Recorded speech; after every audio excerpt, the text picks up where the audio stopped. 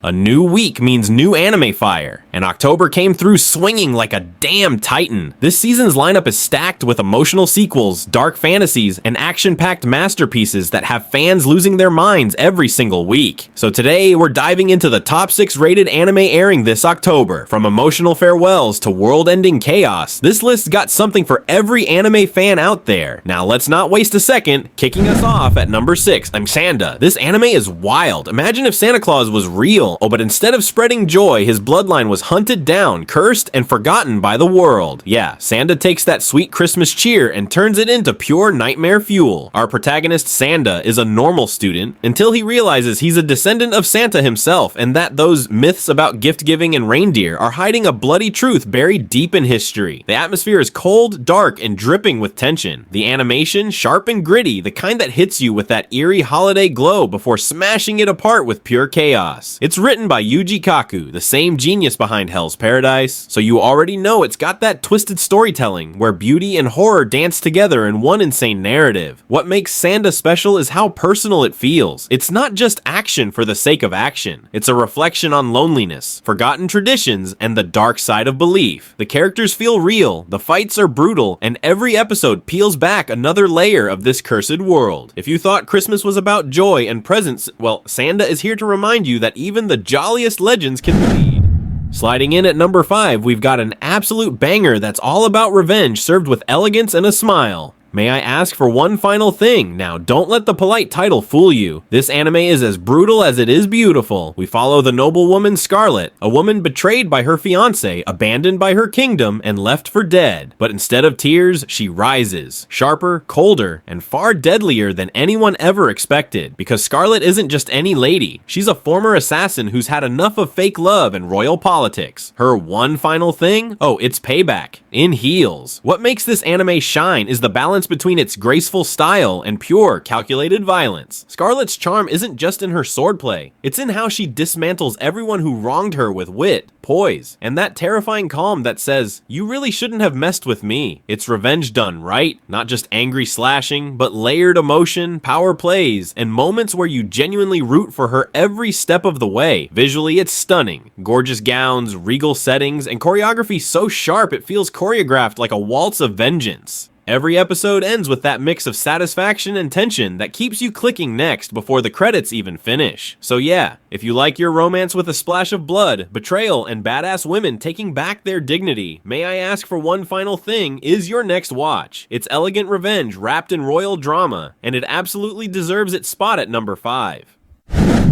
Taking the number 4 spot, we've got To Your Eternity Season 3, a story that once again punches you right in the soul and still makes you thank it afterward. This season continues Fushi's endless journey, a being who can take on the forms of those he's lost. But after everything he's been through, the deaths, the loneliness, the weight of immortality, Season 3 finally asks the big question: what does it mean to live when you've already seen it all? The world around Fushi is changing fast, humans are rebuilding, new generations are growing, and legends of the immortal one spread across the lands. But with every new face he meets, Fushi is reminded that time keeps moving. And no matter how strong he gets, loss will always find him. This season digs deeper into Fushi's emotions than ever before. You can feel the exhaustion, the quiet sadness behind his smile, and the rare moments of peace that hit even harder because you know they won't last. It's heartbreak mixed with hope. And that's exactly what makes To Your Eternity one of the most unique anime ever made. Visually, it's haunting yet beautiful. The soft colors, the wide empty landscapes, and the quiet pacing that makes every reunion and goodbye hit like 1,000 knives. The soundtrack? Still god tier. The kind that makes you pause, stare at your screen, and question your entire existence for a few seconds. If you've followed Fushi since day 1, Season 3 feels like both a reward and a reckoning. A reminder that immortality isn't about living forever, but about carrying the memories of those who couldn't. So yeah, number 4 doesn't just make you cry, it makes you think. To Your Eternity Season 3 is storytelling at its most emotional and philosophical.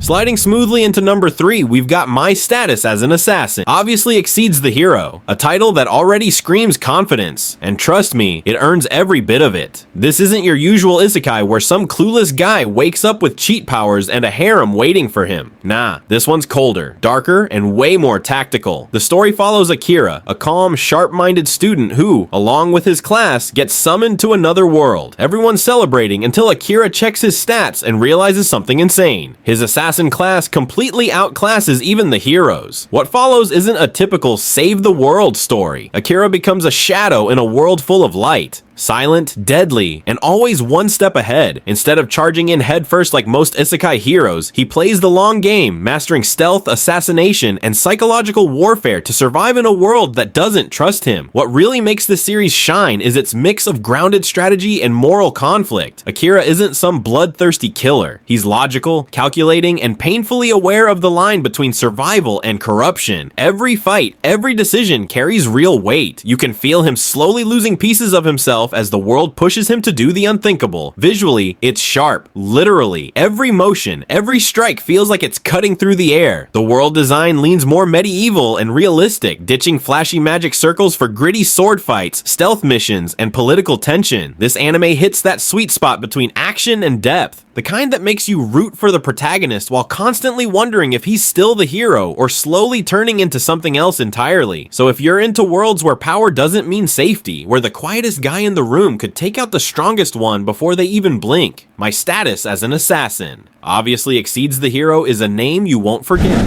Cracking into number 2, Spy X Family Season 3 is back, and it's smoother, funnier, and somehow even more heartwarming than ever. You'd think after 2 seasons of secret missions, double lives, and psychic chaos, the Forger family would finally catch a break. But nope. This season turns the stakes and the comedy into up to 11. The story picks up as Lloyd, our favorite undercover spy, continues his mission to maintain peace between rival nations while pretending to be the world's most wholesome dad. But this time, his fake family life starts to feel a little too real. You can actually see him struggling between being the cold professional and a man who's slowly realizing he doesn't want to lose this family, even if it's built on lies. Yor, on the other hand, is still effortlessly switching between adorable housewife and absolute assassin mode. Her character gets way more focused this season, diving into her insecurities as both a killer and a mother. And when the knives come out, trust me, the animation makes every hit look lethal and graceful at the same time. And of course, Anya, the MVP, the chaos generator. The little telepath is still reading minds, spilling secrets, and somehow saving the world without anyone realizing it. Her school life brings some of the funniest moments of the entire series, and even some surprisingly emotional ones as she starts understanding what family truly means.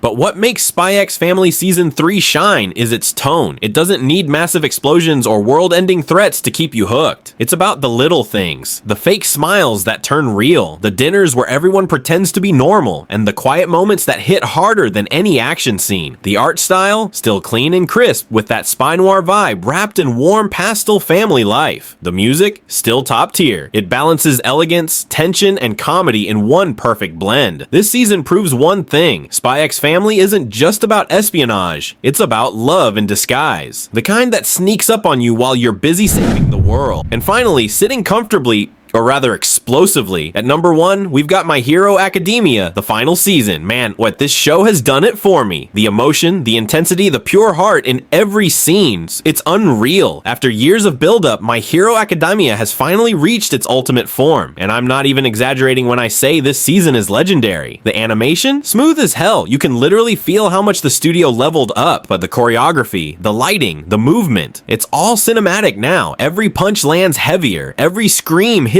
deeper, and every frame feels like it was drawn to make you feel something. And we're only 4 episodes in. 4! Yet the show is already breaking records left and right. Episodes 2 and 3 didn't just trend worldwide, they became the highest rated anime episodes of the entire year. And that's in the same year we got Solo Leveling to be Hero X and Lord of the Mysteries. That's insane, but honestly it deserves every bit of praise. The storytelling has hit its emotional peak. The stakes are sky high, the heroes are desperate, and the villains, more terrifying and human than ever. This isn't just another shonen season, this is the payoff of everything we've been waiting for. The fights aren't just flashy, they're emotional wars. You can feel the weight of every decision, every sacrifice, every final stand. It's like watching a generation of heroes fight for the very soul of what justice means. And the result is nothing short of breathtaking. This climax, straight up legendary. My Hero Academia. The final season isn't just the best anime of October, it's a moment in anime history. And with that, our countdown comes to an end. But man, what a way to close it out. And that's a wrap, people. What a wild season this has been. From the rise of new contenders to the fall of once great legends, 2025's anime lineup has been nothing short of chaos in high definition. Some studios dropped the ball harder than Saitama's punch, while others like My Hero Academia decided to flex so hard they broke the internet. Whether you're here for the feels, the fights, or just the pure anime madness, one thing's for sure, this year's setting new standards. If you vibed with this breakdown, don't forget to hit that like button harder than Gojo's Domain expansion, drop a comment with your anime of the season, and subscribe because we've got way more heat coming your way. This has been Anitaku, your home for all things anime, and where passion meets power. See you in the next one.